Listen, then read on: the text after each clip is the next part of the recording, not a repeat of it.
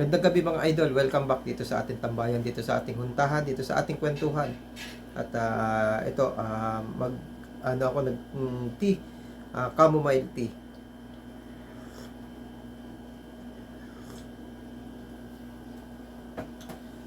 Yan mga idol, siguro naman nabasa niyo naman yung title ng ating vlog, ng ating kwentuhan tungkol sa pag low acid.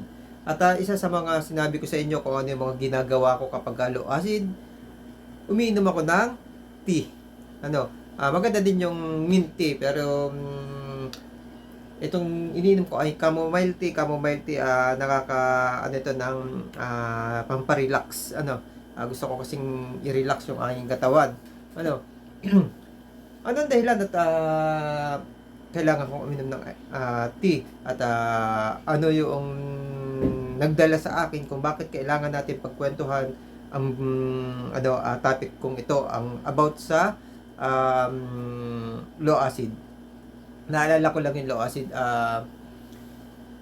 Madami ng beses na nababanggit ito sa mga vlog na ginagawa ko, pero hindi ko ni minsan hindi ko ito naging topic na katulad ngayon.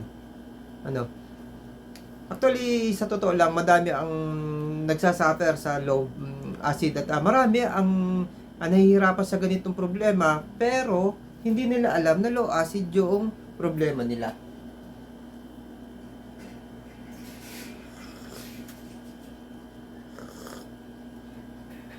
Ano nga ba yung low acid? Anong kaibahan nito sa hyperacidity? Ganito lang yun. Lahat, kalimitan tayo, may ganyang situation. Kasama natin yung gastritis. Yung gastritis kasi gas yan eh. Yan din yung ginagamit ko. Ngayon, ano ang gamot para sa mga ganyang sakit? Isa yan sa pag-uusapan natin. By the way, pag-uusapan muna natin kung ano yung gastritis. Mahirap naman pag-uusapan natin agad yung gamot na hindi natin alam kung ano yung gagamutin natin. Gusto ko din ikwento sa inyo ano yung nararanasan ko ngayon, bakit kailangan kong uminom. Bakit ako nagkaroon ng gastritis? Di ba sabi ko magaling na ako. Yan. Siyempre, para sa mga bago dito sa ating YouTube channel, ako po si Kuya Arvin. Matagal na bibigay ng bawat kwento tungkol sa mga karanasan at mga nararanasan. Medyo matagal-tagal na rin po na nag-okay yung aking karamdaman, pero siyempre, bilang tao, may mga ginagawa at may mga dahilan na posible na makaramdam ng bawat atake ng sakit natin kahit ito ay magaling na. Imagine mo nga si Doc Willie Ong, doktor na yan, pero yung kanyang acid reflux, yung kanyang GERD, patuloy pa rin na meron. Doktor na yan, magaling na siya, pero patuloy pa rin na nagkakaroon. Nanonood ako ng mga vlog din yan. At yun, kinukwento naman niya na nagkakaroon siya. Ako mga kaibigan, bago ko, siyempre, baka mawala kayo ng gana. Siyempre, bakit magaling na ako, pero bakit nakakaranas at nakakaramdam ulit ako ngayong oras na to. Ipaliwanag ko lang. May mga dahilan kasi na hindi natin maiwasan. Pero yun nga, alam mo na dadating, inaasahan. Ako inaasahan ko na darating itong nararanasan ko ngayon na gastritis. Bakit alam kong parating yung sakit na gastritis sa akin? Dahil po may isang mahigpit na trigger na posible na magbigay ng gastritis sa akin, kaya inaasahan ko. Ito po yung aking rheuma. Ang rheuma ko po sa spinal cord. Actually, hindi ako masyadong familiar dito sa sakit na rheuma. Kailan lang ito. Siyempre, kalimitan naman sa mga nagkaka-rheuma yung umiidad na hindi pa naman ako gaano kaedad para matagal na makaranas nito. although mga ilang taon na rin, mga ilang taon na rin, pero hindi pa ganun kahigpit yung rayuma. Paano, yung sasabihin natin na, na habang tumatagal, parang may nababago nararamdaman, nararanasan, parang mas humihirap, mas humihirap. Yun po, para sa mga, ito yung low acid. Digay ng digay. Kung napansin nyo nung isang vlog na ginawa ko, digay ako ng digay. Nag-uumpisa na po kasi doon. Nag-uumpisa na doon. Hindi lang ako masyadong hindi ko masyado pang pinapansin. Pero pinakikiramdaman ko na inaasahan ko na darating. Yun mga idol, doon muna tayo sa arthritis. Yung arthritis ko po, yung huling nagpatingin ako sa doktor kasi nga may yearly check-up kami. Inano ko na ulit ito, pinahayag ko na rin ulit sa doktor kung ano ba yung magandang solusyon, kung ano yung kagamutan sa rayuma. Sabi ng doktor, kailangan daw malaman muna kung anong klaseng rayuma. Bali dito sa lugar namin, wala palang espesyalista para sa rayuma. Yun yung sabi sa akin ng doktor. Posible sa Manila, pwede doon malaman, may mga treatment na gagawin para malaman kung ano yung klase. Ang dami palang klase ng rayuma. Yung sa akin kasi, yung nararamdaman ko, sabi nga ni Doc, rayuma yan. Ang sa akin kasi, spinal cord, tsaka yung mga joints, maliliit na joints. Hindi siya napaga, hindi siya lumalaki na katulad ng gout, pero sobrang sakit. Lalo na sa spinal cord. Ang sakit, Ngayon mga idol, binigyan ako ng gamot. Yung ganun din sa gamot natin na GERD, na ang gamot ay sintomas lang yung inaalis. Siyempre, ano yung sintomas ng, ano yung masamang sintomas ng arthritis? Yung sakit. Yung sakit. Anong gamot sa sakit? Pain reliever. Yun, mga idol. Bakit kailangan ko ang kwento? Dahil doon sa gamot na pain reliever. Yan. Bago natin tuloy, syempre, yung usapan, dito na rin lang tayo sa kwentuhan ng, nabanggit ko na rin itong dahilan kung bakit may gastritis ako, may low acid ako, ay dahil sa aking rayuma. Ngayon, nakikiusap din ako. Ang YouTube channel, ginamit ko yan para makapaghatid ng mga karanasan ko, makatulong sa kapwa ko. Ngayon naman, posible naman na baka naman makakatok ako sa inyo. Paki-comment naman. Paki-comment naman. Gusto ko kasing makilala din na tulad nung GERD. Nakilala ko yung GERD sa pamamagitan sa pagre-research, sa pakikipag-ugnayan sa katulad ninyo na mas nauna sa akin, mas madaming nalalaman sa akin sa GERD. Natutunan, nakilala ko yung GERD. At naayos ko. Ganun din ang rayuma, gusto ko din itong maayos, gusto ko din itong makilala, gusto ko din itong matutunan. Kaya yung mga nakakaranas ng ganitong sakit, paki-comment ko ano ba ang tungkol sa rayuma. Kasi talagang ako nagsimula na at nagpapatuloy na. Siguro nasa edad. Iba kasi yun sa mga kamag-anak ko, namamaga. Iba yung rayuma ko. Kasi yung sa akin, hindi namamaga, sumasakit lang. Family history namin rayuma, kaya medyo nag-iingat ako dyan. Actually, mas matindi pa sa rayuma yung sa tatay ko. Yung sa tatay ko, cancer sa buto. Yun yung kinamatay niya. Yun yung isa sa kinatatakot ko pagdating sa rayuma. Isa pa yan, kasi nga, naging case ng tatay ko, kinamatay niya, cancer sa buto. Hindi ko malilimutan, kasama ako kasi tsaka yung isa kong nakakababatang kapatid na babae, ang kasama ni father sa pagpapagamot sa Manila sa Chinese General Hospital. Ang ginagawa ko, ako nagdadala sa hospital, may kotse kami, ako nagmamaneho, Tapos pag baba, dahil mahirap sa ano kasi sa Chinese General Hospital, mahirap yung parking. Ano, kaya ang ginagawa ko pag ibinaba ko yung tatay ko, naihatid ko doon sa room, doon sa Regition. Shoutout kay Dr. Ko at saka kay Dr. Cham at kay Dr. Kowa. Yun yung mga doktor ng tatay ko doon sa Chinese General Hospital. Hindi ko alam kung andun pa rin sila. Ano? Yun, binababa ko na lang doon tapos naghanap ako ng mapaparadano kaya andun na ako sa sasakyan para waiting na lang doon sa kanila. Ano? Biglang tumawag yung kapatid ko habang naglalakad yung tatay ko naputol yung buto sa lulod.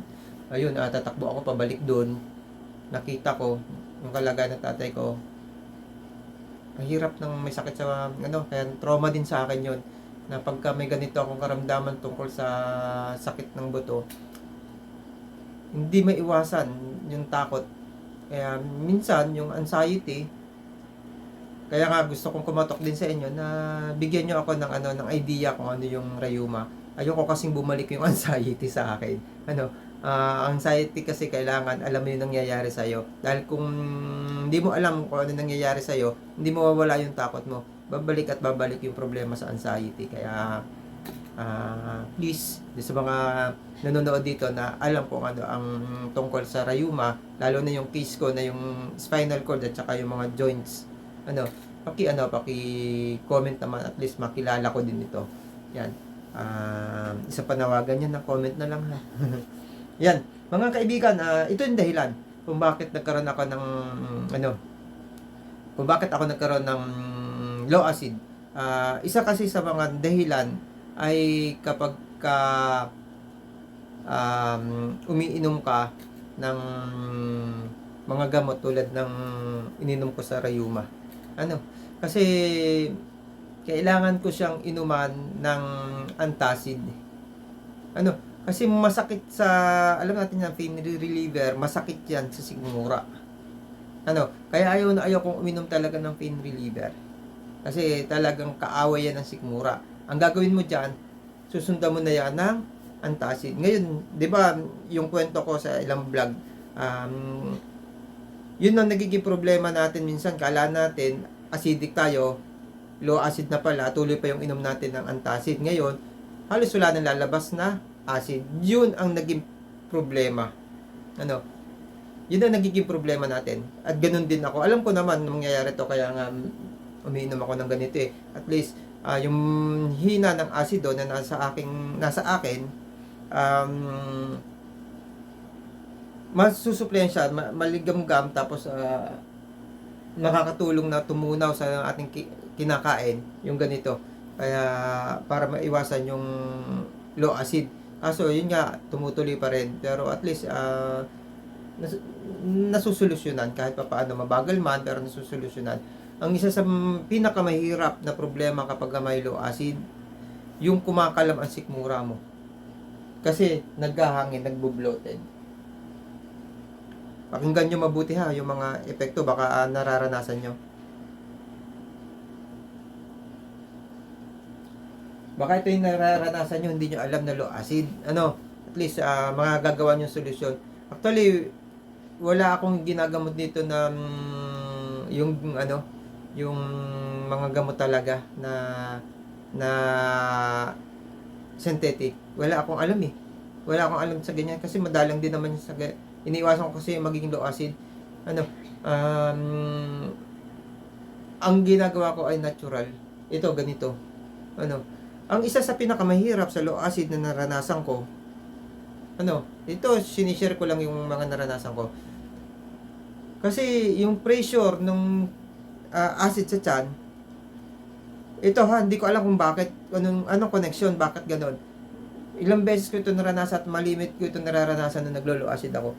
Nagkakaroon ako ng sakit. Nakwento ko din ito, yung blurred vision,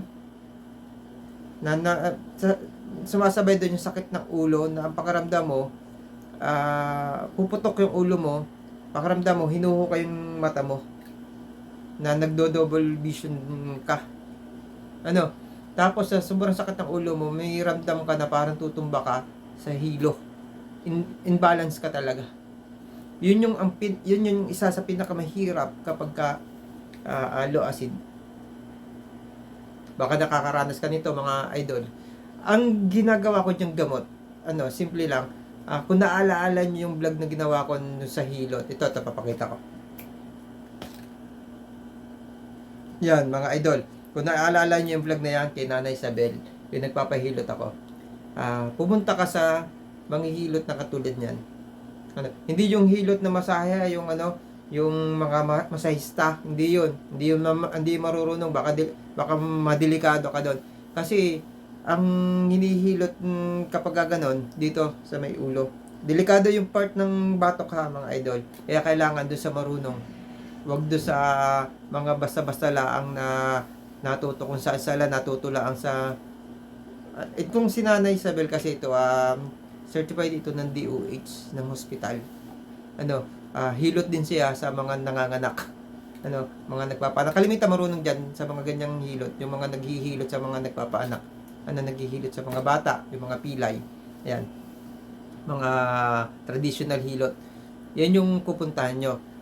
Hinihilot niyan dito sa may ulo mo.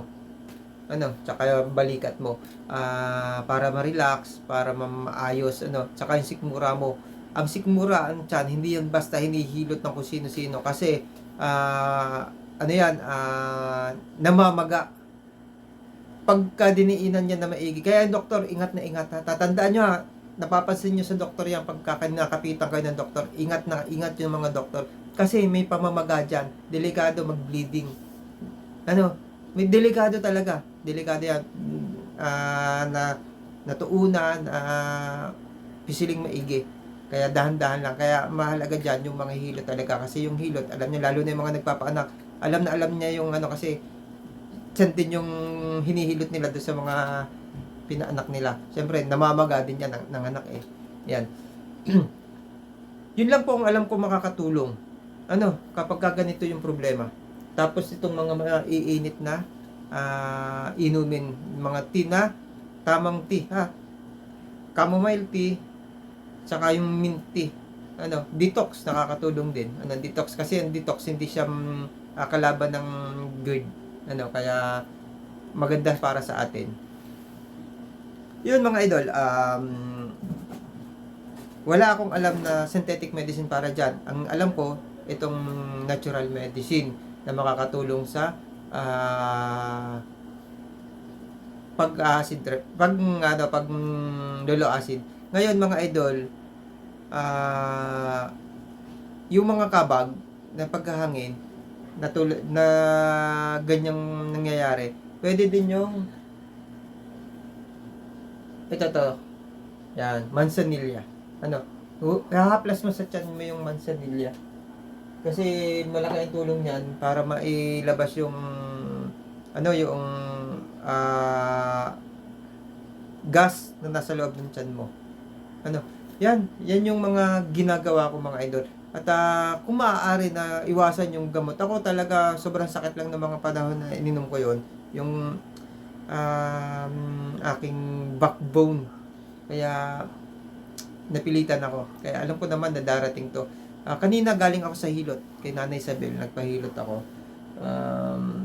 Babalik ako wala daw siya bukas nasa biyahe siya. Babalik ako Sunday. Dapat bukas at saka Sunday, at least tatlong araw na hihilutin. Yun mga idol, isang kwento na naman ang ibinigay ko sa inyo, binahagi ko sa inyo para at least aware kayo sa mga nangyayari kapag may ganito kayong problema. Hindi porke magaling na ako, hindi ako kakapitan ng mga ganitong sitwasyon. Bale, iniingatan ko lang talaga na bumalik yung sakit dahil anytime pwedeng bumalik. Paano ko iniingatan? Kumakain ako ng masustansya. Kahit kumakain ako ng mga bawal, idinidox ko. Ngayon lang talagang hindi maiiwasan. Yung gamot na yan talagang sobra. Ginamitan ko, ininuman ko ng ng antacid. Ang antacid yan, pampalow acid. Pagka low acid ka na, hindi na siya tutunaw, magagastritis tayo. Ano, yun yung naging problema ko. Kaya yun lang mga idol. Ah, kailangan alamin niyo mabuti kung kayo ay low acid saka hyperacidity bago kayo uminom ng mga antacid. Ano, para hindi kayo mahirapan sa gastritis. Bye-bye po at God bless you. Ingat tayo lagi at palagaling tayo.